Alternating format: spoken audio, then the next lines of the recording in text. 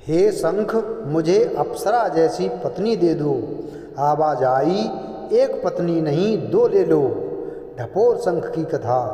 प्राचीन समय में एक ब्राह्मण अपनी गरीबी के कारण भिक्षा मांगकर अपना और अपने परिवार का पेट पालते थे। जब परिवार में सदस्यों की संख्या बढ़ने लगी तो दिन भर मांगने पर भी गुजारा संभव नहीं हो पाता। भुखमरी की नौबत आ गई।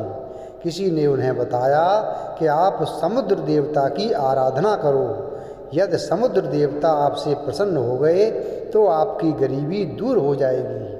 यह सुनकर ब्राह्मण देवता समुद्र के तट पर पहुंचकर तपस्या करने लगे। समुद्र देवता ने ब्राह्मण की आर्त प्रार्थना सुनी तथा तपस्या से प्रसन्न होकर ब्राह्मण के समक्ष प्रकट हुए और उनसे वरदान मांगने को कहा।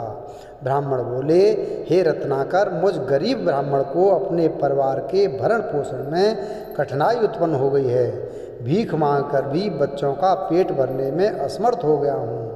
पूजा पाठ और अध्ययन करने का समय भी नहीं मिल पाता।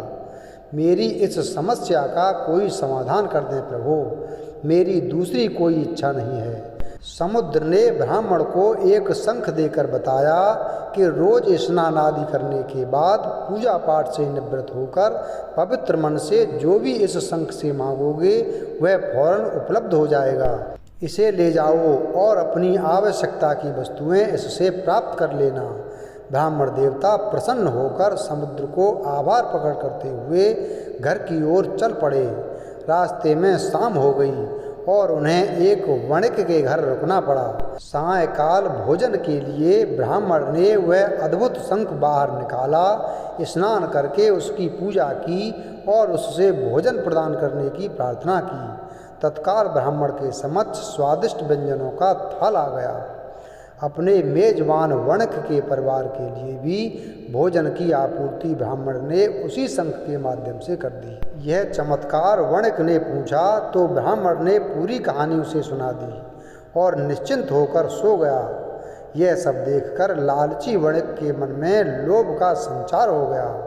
उसने रात में सो रहे ब्राह्मण की पोटली से शंख चुराकर चुपके से दूसरा साधारण शंख ब्राह्मण की पोटली में रख दिया।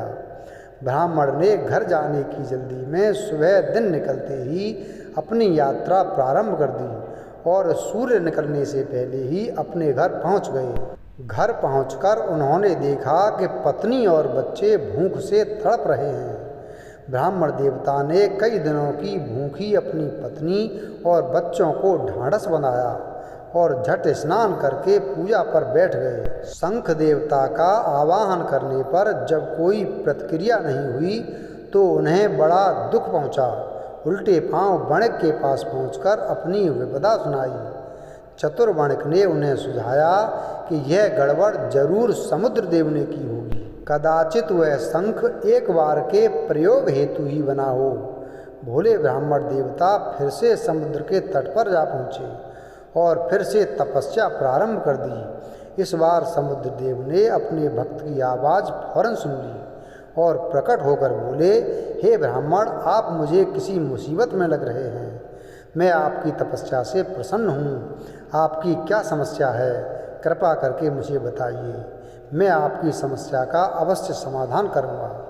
ब्राह्मण ने समुद्र देव को पूरी कहानी सुना दी और समस्या के स्थायी समाधान की प्रार्थना की। सब कुछ जानकर समुद्र ने एक दूसरा शंख दिया और बोले, इसे ले जाओ। घर जाने से पहले इसे पोटली से बाहर मत निकालना। इस शंख की ये खासियत है कि इससे आप जो भी मांगोगे यह उससे दूना देने को तैयार रहेगा। ब्राह्मण दूनी प्रसन्नता से घर लौटने लगे, लेकिन रास्ते में चलते चलते उन्हें अंधेरा हो गया।